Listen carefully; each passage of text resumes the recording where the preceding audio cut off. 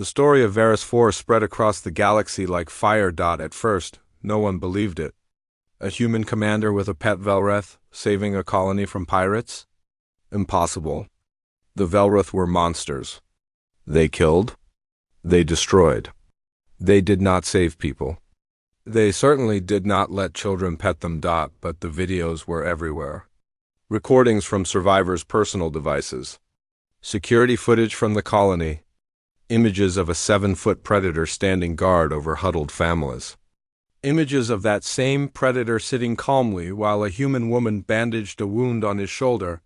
And the hardest image to ignore, Rico, surrounded by children, his tail wagging like a happy dog while tiny hands reached up to touch his armor. Plates. The galaxy did not know what to do with this. Information. Diplomatic ships started, arriving at the horizon's edge. First one, then 3, then a dozen. Representatives from species across the known worlds, all wanting to see the impossible creature and the human who had raised him. They came with questions, with fear, with wonder. A Talvari ambassador asked Oris how the crew could live with a Velreth on board. Carefully at first, Oris admitted. But then you realize he's just like anyone else. He has moods. He has preferences. He hates the taste of the blue nutrient paste. He loves when the commander reads reports out loud because he likes the sound of her voice. A military delegation from the Karan Federation asked Minji if Rico could be trained as a weapon. No, Minji said flatly. He's not a weapon. He's a person. And trying to use him as a weapon would make you exactly like the slavers who had him before. Dr. Sunwoo received thousands of messages from researchers across the galaxy, all asking for data on Velreth development. The most interesting finding, he wrote in one response, is that Velreth cubs are not born violent. They become violent because of their environment. Raise them with cruelty, and they become cruel. Raise them with kindness. He paused, searching for the right words, and they become something we never thought possible. The biggest shock came 3 months after Varus 4. A ship arrived at the edge of Coalition space. It was massive and dark, built from black metal that seemed to eat light. Its design was alien in a way that made observers uncomfortable. Every line was wrong. Every angle was threatening. It was a Velreth ship. Panic spread through the fleet. Weapons were armed. Shields were raised. Emergency messages flew in all directions. The Velreth had come. The monsters had arrived. This was the end. Then the ship sent a message. Not a threat. Not a demand. A request. They wanted to speak with Commander Yuna Park. Yuna met their envoy in a neutral station. The Velreth who came was old, his fur gray and his armor plates worn smooth with age. He was accompanied by 4 guards, but they kept their distance. They seemed uncertain. You raised one of our young, the old Velreth said. His voice was deep and rough. Outside our clichés. Outside our ways. Yes, Yuna said. Our clichés are harsh. They must be. They create warriors strong enough to survive our world, but the old Velreth paused. Something flickered in his eyes. We have watched the recordings from your colony. Your youngling. He is strong, but he is also something else. Something we lost long ago. What is that? Kind. The word seemed difficult for him. He protected the small ones. He did not kill when killing would have been easy. He showed mercy. The old Velreth looked at Yuna with an expression she could not read. We came to understand how. We came to learn. For the first time in recorded history, the Velreth asked for help. Not military help. Not resources. They asked to understand how a human had raised a Velreth. Child to be gentle. It was the beginning of something new. But tonight, none of that mattered. Tonight, the horizon's edge was quiet. The ship moved through empty space, far from politics and diplomacy and the weight of history. The night cycle had started hours ago. Most of the crew was asleep. The lights were dim. The engines hummed a soft, steady rhythm on the bridge. Only the essential crew remained. Oris sat at navigation, running routine checks. Dr. Sunwoo had stopped by to deliver a medical report. Minji was reviewing security logs in the corner. Bora was somewhere in the lower decks, probably talking to her engines like they were old friends, and in the captain's chair sat Commander Yuna Park. She was reviewing reports, as she always did during the late hours. Her cup of tea sat beside her, forgotten and cold. The soft glow of her datapad lit her face, showing lines of text about supply runs and maintenance schedules and diplomatic requests dotted her feet. Curled in a massive crescent of dark fur and bone plate, Rico slept. His head rested on her boot. His massive body rose and fell with each slow breath. His claws were retracted, tucked safely against his paws. In sleep, he looked almost peaceful, almost ordinary. Just a very large, very strange creature who had found a comfortable spot. Lieutenant Doyun walked onto the bridge with urgent news. He had just received word of a new diplomatic situation, something that required the commander's immediate attention. He opened his mouth to speak. Then he stopped. His eyes moved to Rico, to the steady rise and fall of that armored body, to the way his head rested so trustingly on Yuna's foot. Doyun closed his mouth. He took a careful step back. Oris looked up from his station, saw what was happening, and went very still. He barely breathed. Sunwoo had been about to hand Yuna the medical report. He froze mid-step, the datapad held out in front of him like an offering. Even Minji, tough and practical Minji, softened. She set down her security reports without a sound. No one spoke. No one dared wake him. They stood there, this crew of different species and different backgrounds, all united by one silent understanding. The most dangerous creature in the galaxy was sleeping peacefully. And he was sleeping because he felt safe, because he trusted the people around him, because he knew somehow that they would protect him, just as he would protect them. Yuna noticed the silence. She looked up from her reports and saw her crew frozen around her. She followed their eyes to Rico. A small smile crossed her face. She put down her datapad. She did not speak. She simply sat there, her hand coming down to rest gently on Rico's head. Her fingers moving through his fur. Rico made a small sound in his sleep. A content sound. His tail twitched. And Commander Yuna Park, the woman who had defied governments and faced down armies and changed the course of galactic history, sat in the quiet dark and watched over her sleeping son. Minutes passed. Maybe hours. Time did not seem important anymore. Eventually, Doyun backed quietly out of the bridge. His news could wait. Sunwoo followed, leaving the medical report on a silent console. Minji returned to her logs, but her eyes kept drifting back to the scene before her. Oris smiled to himself and turned back to his navigation charts. The galaxy could wait. Politics could wait. History could wait. Because right now, in this small corner of the universe, something more important was happening. A family was together. A child was safe. And the crew of the Horizon's Edge kept their silent vigil, guarding the sleep of the creature they had once feared, the creature they now loved. Far away, stars burned and empires rose and fell, and the endless drama of existence continued. But here, on this ship, there was only peace. A cub dozed at her feet, and the command staff tiptoed, preserving his slumber, because that was what family did, and humans, the galaxy was learning, had the biggest families of all. They did not choose who to love based on species or fear or logic.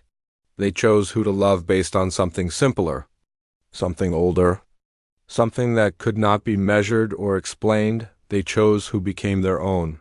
And once that choice was made, nothing in the universe could break it. Not time, not distance, not war, not death, nothing. Commander Yuna Park closed her eyes and listened to her son breathe, and for one perfect moment, the galaxy was at peace. 6 months changed everything. Rico was no longer a cub. He stood 7 feet tall on his hind legs, covered in dark fur and bone plates that had hardened into natural armor. His claws were longer than human fingers, sharp enough to cut through metal. His teeth could crush stone. By every measure, he was now a fully grown predator, one of the most dangerous creatures in the known galaxy, and he walked softly on the ship's deck so he wouldn't scratch the floors that Bora had just polished. "He's doing it again," Bora said. watching from the engineering bay door as Rico carefully stepped over a pile of cables. He's being careful. Do you know how strange that is? A Velrith being careful about floors? Una smiled. He knows you'll be upset if he makes a mess. He shouldn't care what I think. But he does. Because you're Pack. Pack. That was the word Una had started using months ago, and it had spread through the crew. They were not just colleagues anymore. They were not just friends. They were Pack. And Rico, impossible as it seemed, had accepted them all as his own. Oris had been the biggest surprise.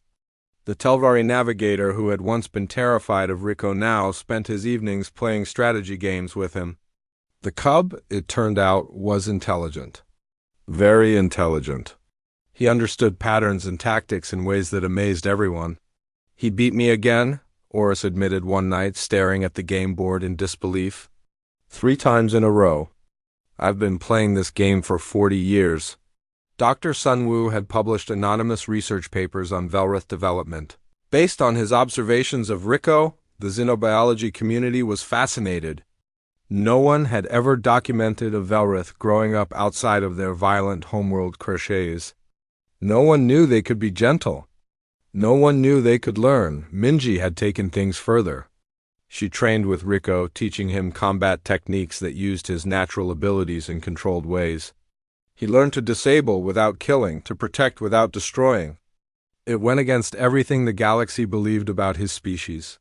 He's not a monster, Minji said after a training session, watching Rico carefully practice pinning movements on a training dummy. He never was. He was just raised by monsters. And Rico was always with Una. He slept outside her quarters. He followed her to every meeting. He sat beside her chair on the bridge, his massive head resting near her hand. When she spoke, he listened. When she was sad, he pressed against her. When she laughed, his tail would wag, a movement that looked ridiculous on a 7-foot predator, but somehow made perfect sense. He had learned human expressions. He understood tone and gesture. He knew when Doyun was joking and when Bora was stressed. He was part of the crew now. As much as anyone else, then the distress call came. It was from Varus 4, a frontier colony with 3,000 civilians. The message was broken and desperate. Pirates, the Keth Marauders. They had landed in force and were holding the colony hostage. They wanted money, ships, and weapons. If their demands were not met in 12 hours, they would start killing people. 100 per hour, the Horizon's Edge was the closest ship. Yuna gathered her senior staff. The situation was grim. The Keth were not ordinary pirates. They were brutal and organized, veterans of 100 raids. They had heavy weapons and no conscience. A direct assault would be suicide. We can't take them head on, Doyun said, studying the tactical display. They have us outgunned and outmanned. What about a stealth insertion? Minji suggested. Small team, hit their command structure, create chaos. Their sensors are too good. They'd see us coming. So we're stuck, Bora said. We sit here and watch 3,000 people die. Silence fell over the room. Then everyone looked at Yuna. She was looking at Rico. The Velrith sat in the corner of the briefing room, watching the tactical display with focused eyes. He understood what was happening. Una knew he did. And she knew what she was about to ask him. Rico, she said softly, there are people in danger, children, families. Bad people want to hurt them. Rico's ears perked forward. I need to help them.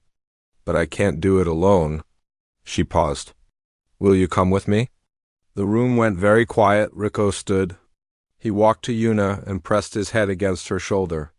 A low sound rumbled in his chest. Not a growl. A different sound, affirmation. Commander, Doyun said carefully, are you sure about this? No, Una admitted. But I trust him. They took a shuttle down to the planet's surface, landing in a forest outside the colony. Una, Doyun, Minji, and Rico, a small team against an army. The colony was in chaos. Fires burned. Buildings were damaged. The Keth had set up barricades around the main square where they were holding the hostages. Una counted at least 50 pirates, all armed. There's no way we can fight through that, Doyun whispered. Yuna looked at Rico. We don't have to fight through. We just need a door. She explained her plan. Rico listened. When she finished, he looked at her for a long moment. Then he nodded. He moved through the shadows like smoke. The Keth never saw him coming. One moment, their eastern barricade was secure. The next moment, something massive crashed through it, scattering pirates like leaves in a storm. The screaming started immediately. The Keth had never faced a Velrith. They had heard stories, but stories were nothing compared to the reality. 7 feet of armor and claws, moving faster than anything that size should move. Pirates fired their weapons wildly, but Rico was already past them. Not killing, just knocking them down, disabling weapons. Clearing a path, Yuna and her team moved through the gap he had created. They reached the hostages. Doyun and Minji started cutting restraints, freeing prisoners. The Keth commander finally organized a response. He gathered his best fighters and moved to intercept. But Rico stood in their way. The commander raised his weapon. It's just one beast, kill it. His fighters hesitated. Rico stood before them, massive and terrible, and they saw their deaths in his golden eyes. Then Yuna stepped out from behind Rico and stood at his side. Surrender, she said calmly. This is your only warning. The commander laughed. 1 human and 1 animal against my men? You're insane. Maybe, Yuna said. But he's not an animal. He's my son. And you threatened his family. Rico moved. It was over in seconds. The Keth fighters fell, alive but broken. Their weapons were destroyed. Their commander was pinned under one massive paw, staring up at teeth that could end his life instantly. But Rico didn't kill him. He looked at Yuna. Waiting, little ones are sacred, she had told him once, months ago, when explaining why humans protected their young so fiercely. We don't hurt children. We don't let others hurt children, ever. Rico had remembered. He had found the colony's children first, guarding them until the fighting was over. He had protected them even when pirates shot at him. He had not killed a single person because his mother had taught him mercy. The Keth surrendered within the hour. Yuna stood in the center of the colony as coalition rescue ships arrived. Around her, freed hostages were crying and hugging their families. Somewhere nearby, children were gathering around Rico, reaching up to touch his fur while he sat perfectly still and let them. Doyun walked up beside her. You know this changes everything, right? The stories are going to spread. A human and a Velrith saving a colony together, I know. The galaxy is going to have a lot of questions. Yuna watched Rico lower his head so a small girl could pat his nose. The girl giggled. Rico's tail wagged. Let them ask, she said. We'll answer. The horizon's edge had come to save 3,000 lives. It had done that, and more. It had shown the galaxy something new. Something impossible. A monster could learn kindness. A predator could choose mercy. And the most dangerous creature in the universe could become something else entirely, a protector, a family member, a son. The Axiom arrived on a Tuesday. It was a big ship, much bigger than the horizon's edge. It was painted white and gray, the colors of the Coalition Science Division. But everyone on Yuna's crew knew what it really was. It was a prison ship, a laboratory ship, a place where things went in and never came out. They're requesting permission to dock, Oris said from his station. His voice was flat. Even he seemed uncomfortable now. Deny it, Yuna said. Commander, they have authorization from, I said. Deny it. There was a moment of silence on the bridge. Then Oris nodded and sent the message. The response came quickly. A new transmission, this time with video. The face on the screen was older, lined with age and authority. Admiral Taijo Lim. Yuna had met him once, years ago. He was not a cruel man, but he was a man who followed orders. Commander Park, he said, I understand your attachment to the creature, but you must understand my position. The Velrith are dangerous. This cub represents an opportunity to learn about them, to find weaknesses, to protect human colonies in the future. I'm not asking you to like it. I'm asking you to do your duty. My duty is to protect the innocent, Yuna said. That includes him. It's an animal. He's a child. Tijo's face hardened. Commander, I have been patient. I have given you time. But my orders come from people above both of us. If you do not surrender the Velrith voluntarily, I will be forced to take it. You can try. The transmission ended. Do-yun stepped up beside Yuna. He's not bluffing. He has 40 armed soldiers on that ship. I know. We have 18 crew members. Most of them are scientists and engineers. I know. Yuna, we can't win a fight against them. She turned to look at him. Her eyes were calm but fierce. I'm not going to fight them, Do-yun. I'm going to talk to them. But if talking doesn't work? She looked down at Rico, who sat beside her chair, watching the screen with intelligent eyes. Then they'll have to go through me. The meeting was set for the main hangar bay. Yuna walked there with Rico at her side. Do-yun followed with Minji and a small team of crew members. They were not armed. Yuna had ordered it. If we bring weapons, they'll see us as enemies, she had said. We're not enemies. We're family protecting our own. The Axiom shuttle landed with a heavy thud. The doors opened, and Admiral Taijo walked out with 10 soldiers behind him. They carried rifles and containment equipment, nets, tranquilizer guns. Shock collars. Yuna felt Rico tense beside her. He was bigger now, nearly the size of a Volf. His golden eyes locked onto the weapons, and a low growl built in his throat. Easy, she whispered. Stay calm. Taijo stopped a few meters away. His eyes moved from Yuna to Rico and back. Commander, this doesn't have to be difficult. It doesn't, she agreed. You can turn around and leave. You know I can't do that. Then we have a problem. Taijo sighed. He gestured to his soldiers. 2 of them stepped forward with a containment net. They moved slowly, carefully, their eyes never leaving Rico. The cub's growl grew louder. His claws extended, clicking against the hangar floor. The sound echoed in the vast space. Yuna saw the soldiers freeze. She saw the fear in their eyes. Everyone in the galaxy was afraid of the Velrith. Even armed soldiers. Even trained warriors. The fear was in their bones, passed down through generations of stories and nightmares. Commander, Taijo said, his voice tight. Control that thing. Yuna placed her hand on Rico's head. Instantly the growl stopped. Rico's claws retracted. He sat down beside her and went still, watching, waiting. The hangar was silent. Taijo stared at the scene before him. He had read the reports about the Velrith. He knew their biology, their history, their body count. They were mindless killers.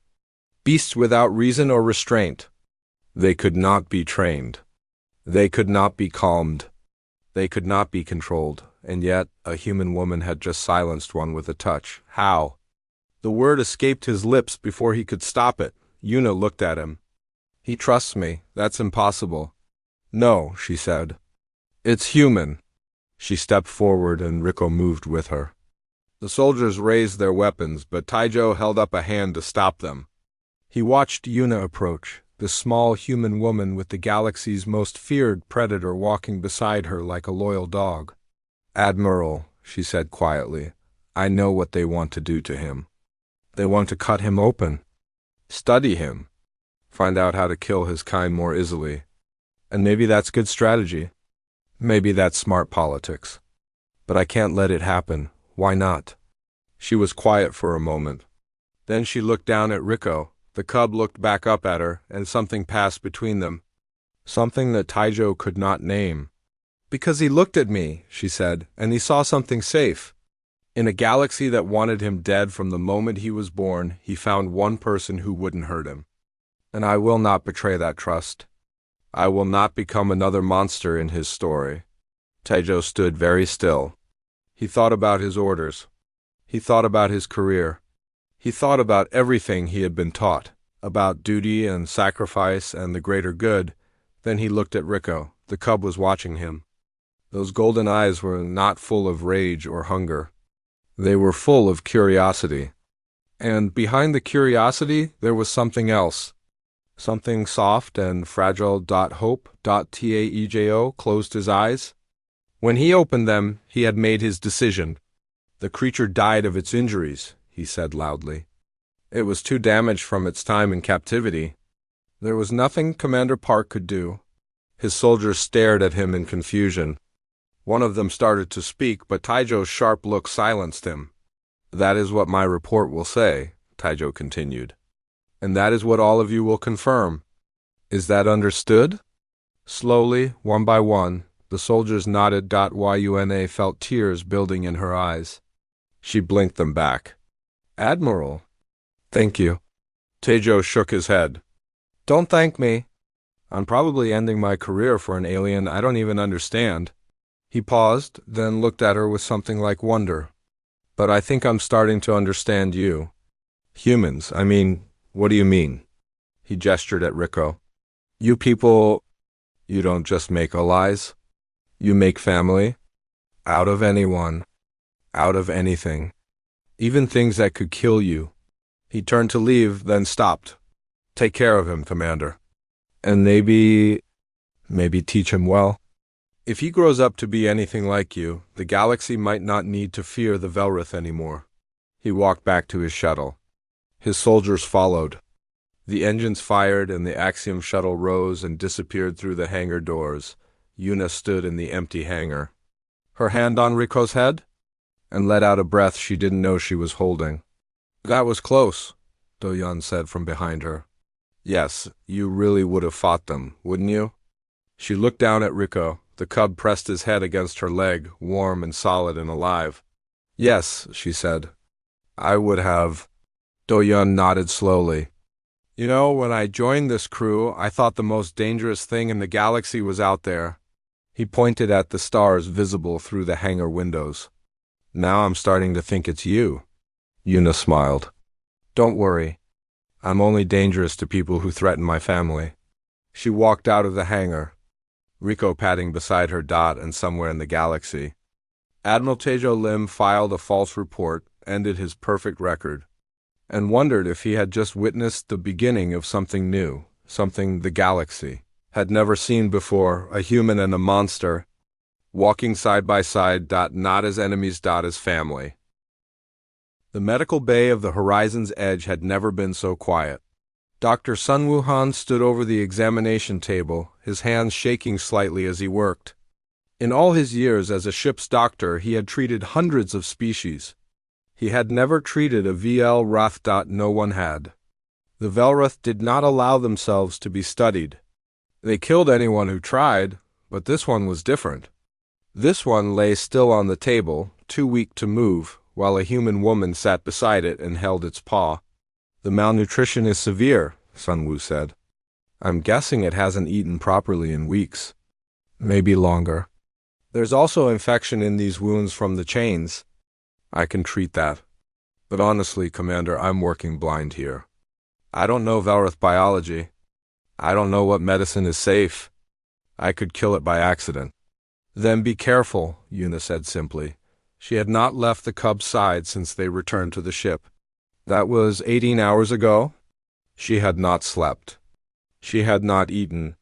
When crew members came with reports, she handled them from her chair beside the examination table.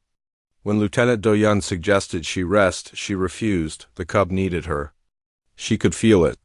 Every time she stood up to stretch, it would whimper. Every time she stepped away, its golden eyes would search for her with panic. So she stayed on the third day. The cub was strong enough to eat. Sun Wu had prepared a nutrient paste, his best guess at what a young Velrith might need. It was thick and gray and smelled like meat. Yuna took the bowl and sat cross-legged on the floor beside the cub's bed. "Come on," she said gently. "You need to eat." The cub looked at the food, then at her. It did not move. Yuna dipped her finger in the paste and held it out. The cub sniffed it. Then, slowly, it licked the paste from her finger. Its tongue was rough like sandpaper. When the food was gone, it looked at her and waited for more. She fed it like that, handful by handful, until the bowl was empty. That night, the cub had a nightmare. It thrashed in its sleep, claws extending and retracting, small growls escaping its throat. Yuna woke from her chair and went to it. She placed her hand on its side and spoke softly. "It's okay. You're safe. I'm here." The cub's claws shot out in reflex. One of them caught her arm and cut deep. Blood ran down to her elbow. Yuna did not pull away. She did not cry out. She kept her hand on the cub's side and kept speaking until it calmed. When it woke and saw what it had done, the cub made a sound of distress. It tried to pull away from her, ashamed and scared. Yuna simply held up her bandaged arm and smiled. "It's just a scratch," she said. "I've had worse from my sister's cat." The cub stared at her like she was crazy. Maybe she was. "You need a name," she said. "I can't keep calling you the cub forever." She thought about it for a long time. She thought about her grandfather back on Earth, in a small house by the sea. He had a dog when she was young. A big, scary-looking dog that everyone in the village was afraid of. But that dog had been the gentlest creature she had ever known. It would let children climb on it. It would sleep at her feet every night. "Rico," she said. "I'll call you Rico." The cub tilted its head. It did not understand the word, but it understood the tone. Soft, warm, safe. Over the next few days, Rico grew stronger. He started following Yuna everywhere. When she went to the bridge, he walked beside her. When she sat in her captain's chair, he lay at her feet. When anyone approached too fast or too loud, he would growl, low and deep, until Yuna told him it was okay. The crew did not know what to make of this. Oris refused to be in the same room as Rico. The Telvari navigator had submitted 3 transfer requests already. "This is madness," he said to anyone who would listen. "That creature will grow to 8 feet tall. It will kill us all in our sleep." Chief Engineer Bora Shin was more practical. "Where will it even live?" she asked during a staff meeting. "It's already the size of a large dog. In a few months, it won't fit through the doors." "We'll figure it out," Yuna said. "Commander, with respect, you can't just, we'll figure it out." Do-Yun watched all of this quietly. He had known Yuna for years. He had served under her in 3 different campaigns. He had seen her face down pirates, negotiate with hostile aliens, and make impossible decisions under fire. But he had never seen her like this. There was something new in her eyes when she looked at Rico, something fierce and protective. Something that scared him a little. Then the message came from Coalition Command. It arrived on a priority channel, marked urgent. Yuna read it in her quarters while Rico slept beside her chair. The words were cold and official. "The xenobiological asset recovered from the Broken Fortune is to be surrendered to the Axiom research vessel for study. This is not a request. Failure to comply will result in disciplinary action." Yuna read the message twice. Then she deleted it. 3 more messages came over the next 2 days. Each one was more demanding than the last. The final one threatened to remove her from command. Do-Yun found her on the observation deck, staring out at the stars. Rico was curled up nearby, his tail wrapped around her ankle. "They're serious," Do-Yun said. "If you don't hand him over, they'll send someone to take him." "Let them try, Yuna." He rarely used her first name. "They won't study him. You know that. They'll cut him open. They'll experiment on him until there's nothing left. The Velrith are too valuable as weapons for them to do anything else." "I know. Then why are you doing this?" "It's just an animal. An alien. It's not worth your career. It's not worth your life." Yuna looked down at Rico. The cub had grown so much in just a week. His fur was cleaner now, darker. His eyes were brighter. When he looked at her, there was no more fear, only trust. "My grandfather used to say something," she said quietly. "He said that when you save a life, that life becomes yours. Not to own, but to protect, forever." She reached down and rested her hand on Rico's head. "This is my son now," she said, "and no one is taking him from me." Do-Yun stared at her for a long moment. Then he sighed and shook his head. "You're going to start a war over a puppy. Maybe." He was quiet. Then slowly he smiled. "Well, I've always wanted to be court-martialed for something interesting." Yuna smiled back. "Welcome to the family." That night, she sent her reply to Coalition Command. It was short, respectfully no. And somewhere in the vast coldness of space, the galaxy began to learn something new about humans. They were not just warriors. They were not just survivors, they were parents. And parents did not surrender their children, not ever. The slaver ship floated dead in space. Its engines were cold. Its lights flickered like dying stars. Commander Una Park stood at the bridge of her vessel, the horizon's edge, and studied the wreck on the main screen. "No life signs from the crew," said Oris, the Talvari navigator. His blue skin had turned pale. "But there are others, many others, caged." Una's jaw tightened. Slavers. She hated them more than anything in the galaxy. They took people from their homes. They sold them like objects. And the coalition often looked the other way because politics was complicated, but Una was not complicated. She was simple. She saw wrong and she fixed it. "Boarding party," she said. "Doyun Minji with me." Lieutenant Doyun Kong nodded and grabbed his rifle. He was tall and quiet, with sharp eyes that missed nothing. Sergeant Minji Cho was already checking her weapons. She was small but fierce, built like a coiled spring ready to snap. The shuttle crossed the dark space between the two ships. Una watched the slaver vessel grow larger through the window. It was called the Broken Fortune. A fitting name, she thought. Today their fortune had truly broken. They cut through the airlock. The smell hit them first. It was the smell of fear and suffering, of bodies kept too long in small spaces. Una had been in war zones that smelled better than this. The corridors were narrow and filled with shadows. They found the crew first, all dead. Someone or something had killed them, torn them apart with brutal force. Minji knelt beside one body and studied the wounds. "Claws," she said. "Big ones." Doyun swept his light across the walls. There were scratches in the metal. Deep ones. Something got out of its cage. They moved deeper into the ship. The cargo hold was massive, and it was filled with cages. Dozens of them. Inside were beings from across the galaxy. Some were already dead. Others looked up with empty eyes, too broken to hope. "Get the medics," Una ordered through her communicator. All of them, now. They worked quickly, opening cages, helping survivors to their feet. Oris coordinated from the ship, his voice shaking as he logged each species they found. Most were common targets for slavers, workers, servants, the weak and the forgotten. Then Una found the cage in the corner. It was different from the others. Smaller but built from stronger metal. The bars were thicker. There were warning signs painted in red across the frame. She could not read the alien language, but she understood the meaning. Danger, death, do not open. She looked inside. At first, she thought it was dead. A small shape lay curled in the corner, covered in dark fur matted with blood. Bones pressed against skin. The creature was starved, barely alive? Then it moved. A small head lifted, and two golden eyes looked at her. Una's blood turned to ice. She knew what this was. Everyone knew. Every child in the galaxy grew up hearing stories about them. The Velrith. The monsters. The apex predators that had destroyed entire colonies. They were 8 feet tall when fully grown.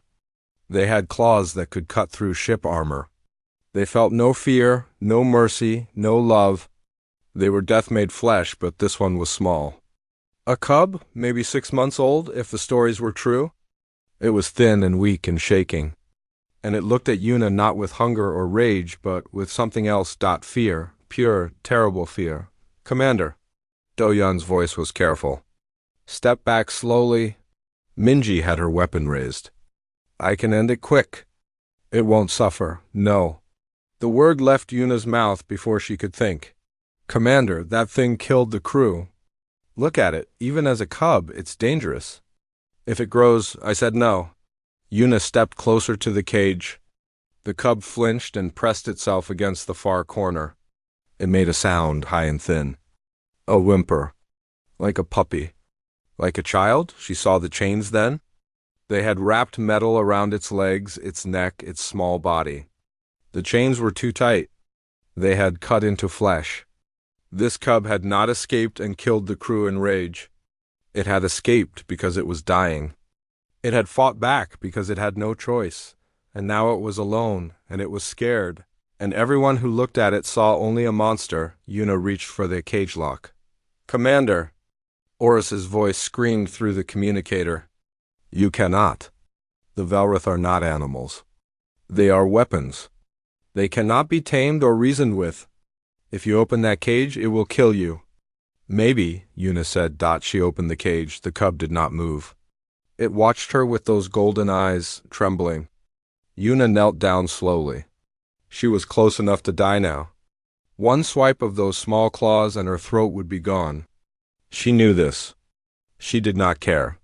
"Hey," she said softly. "It's okay. No one is going to hurt you anymore." The cub stared at her. Seconds passed. Then, slowly, painfully, it crawled toward her. It dragged its chained body across the cage floor. And when it reached her, it did not attack Dot. It collapsed at her feet. Its small head rested on her boot. Its body shook with exhaustion. And for the first time since they had entered this terrible ship, Yuna felt something other than anger. She felt her heart break. She reached down and placed her hand on the cub's head. The fur was rough and dirty. She could feel every bone beneath the skin. But the cub pressed into her touch like it was the first gentle thing it had ever known. "Doyun," Yuna said quietly, "find something to cut these chains." Behind her, her crew stood frozen. They did not understand. How could they? The galaxy had taught them that some creatures were monsters, that some things could not be saved, but Yuna was human. And humans had a different lesson. Nothing was beyond saving. Not if you refused to give up. She sat in the filth and the darkness of that slave ship, and she held the monster that the galaxy feared, and she made a silent promise. "I've got you," she whispered. "You're safe now." The cub's eyes slowly closed. For the first time in its short, terrible life, it slept without fear, and Yuna Park, commander of the Horizon's Edge, became something she had never expected, a mother.